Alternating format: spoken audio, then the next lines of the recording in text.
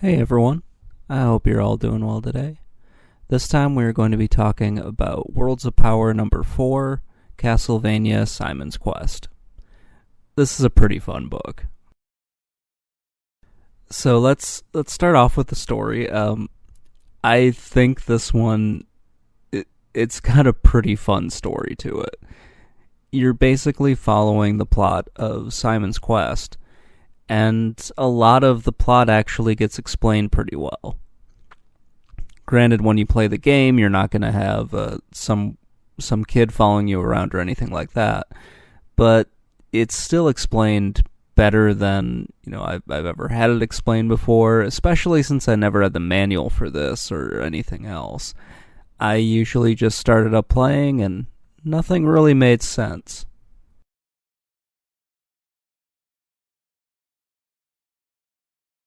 So our story starts with Tim. He is I don't think he's in high school. I think he's just 14 years old. And he is, playing Nintendo. He's playing, I believe, the first Castlevania. And he's kind of got an active imagination about it. And his mom tells him he's got to go to school, so he heads off to school.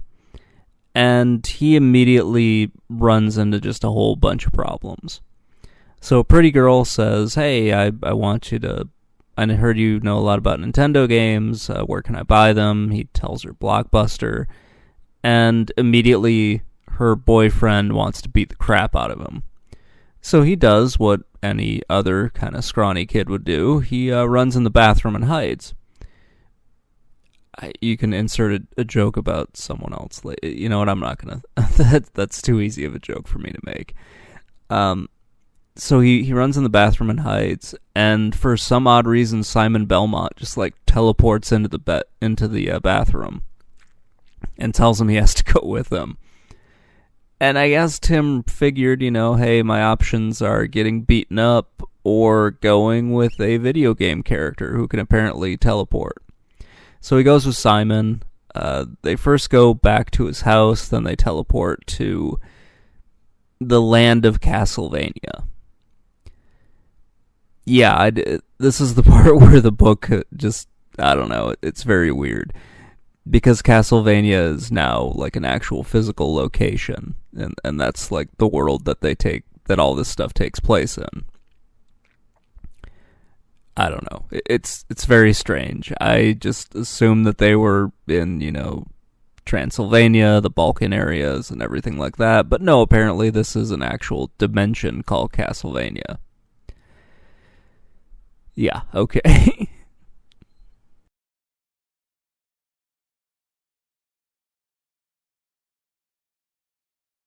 So from there, it kind of follows the plot. You need to gather all of Dracula's body parts and bring Dracula back to life so Simon can burn him, because he didn't kill him right the first time. And also, Dracula is trying to possess Simon Belmont.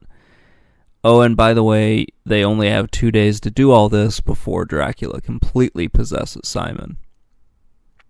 Yeah, so we're working on a clock. We got a whole bunch of weird stuff going on, and already it kind of gives me more of a reason for why the game is going on the way it is, and why there are the different endings to Simon's Quest.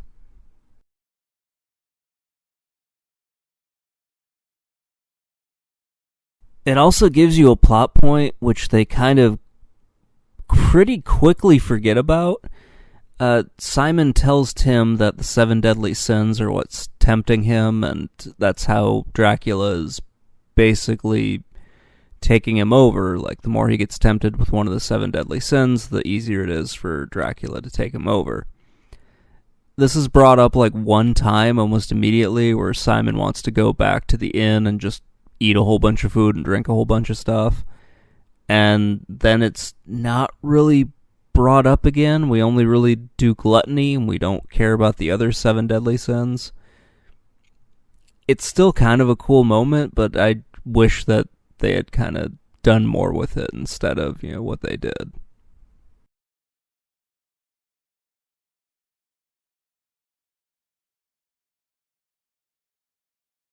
So a lot of time is spent on getting the first body part of Dracula, Dracula's rib. And that's really like most of the book is getting Dracula's rib and setting everything up. The other body parts are kind of, collected off screen or in between the chapters, and we never really hear too much about them.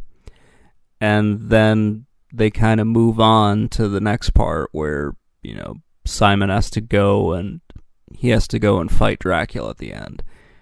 So it's a lot happens in this. It's pretty fun. It's an entertaining book. It's one of the longer Worlds of Power books. I think this one's about 140 pages long. So it's still short, but it's kind of a fun read.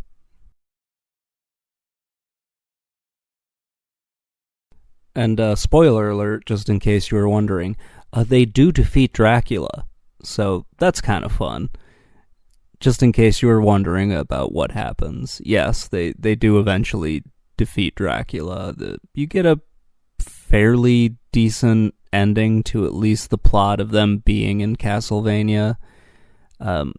It's explained that they use some time travel shenanigans, so yeah, so Tim isn't, gone for 2 days, which was one of my biggest problems with one of the other books. That video's not out yet, but one of the other books I read, it just didn't make sense that the kid was gone for that long and no one seemed to care. So at least here they explained, once it's all done, the portal is going to take Tim back to a few seconds before he actually left.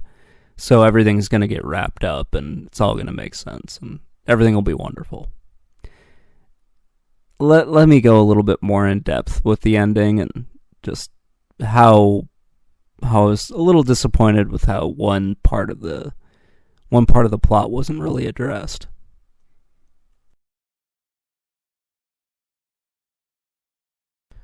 Okay, so they wrap up the Castlevania 2 storyline perfectly fine.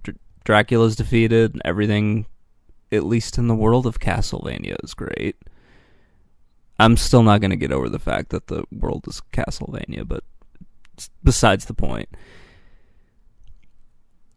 The story with Tim is started at the very beginning. They give a lot of build up to characters that are not going to be important at any point in time during the rest of the book, and you are never going to hear anything about at the very end, because they just kind of gave up on Tim's plot at the very end of the book.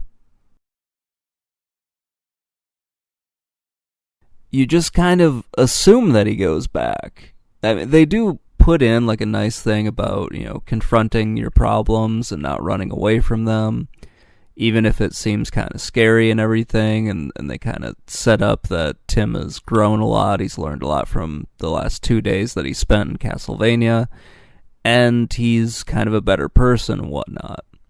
At least that's what they're sort of building up to. But we don't get that in the book. It just sort of stops.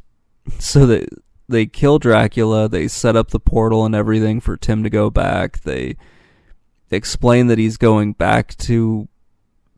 right back to the bathroom, and right outside is going to be the bully who's going to beat the crap out of him for, I guess, talking to the guy's girlfriend and helping her go shopping, which is a very high school thing to be upset about, but whatever. And you never find out what happens. Tim's story doesn't really end. It just sort of stops. So yeah, the ending was kind of weird for me. It was like the author had like a page limit that they needed to meet and just kind of gave up. And I shouldn't say gave up, but just sort of dropped the story because that wasn't the part that was needed. They needed to finish up the Castlevania story, and they did. I like the way the whole Castlevania story goes. Just I thought the ending was kind of weird because they just kind of stopped with Tim's story and didn't finish it. So let's get into my final thoughts here. I really enjoyed this book. To let you guys know, I've read 3 of these Worlds of Power books so far. and this one's my favorite. I read Blaster Master and I read the Wizards and Warriors books. So yeah, I'm reading these like completely out of order, but whatever. They don't tell a cohesive story, so each one is kind of standalone. But so far, Simon's Quest has been my favorite. It's the one that made the most sense and tried to address some of the problems that, a kid disappearing for a couple of days or an entire day would probably have brought up. And then I have to remind myself that, oh wait, this is the 90s. Parents didn't give a shit if your kid disappeared for a while. They knew you'd be back. At least that was my experience, but whatever. So anyway, I really like this book. It is a lot of fun. I think it's probably still overpriced even on the used market, but it is a fun oddity in the world of video game literature. So that's going to wrap things up, guys. Let me know what you think in the comments below. Let me know what your favorite Castlevania game is, or if you've read any of the Worlds of Power books, let me know what your favorite is. Talk to you guys later. Bye.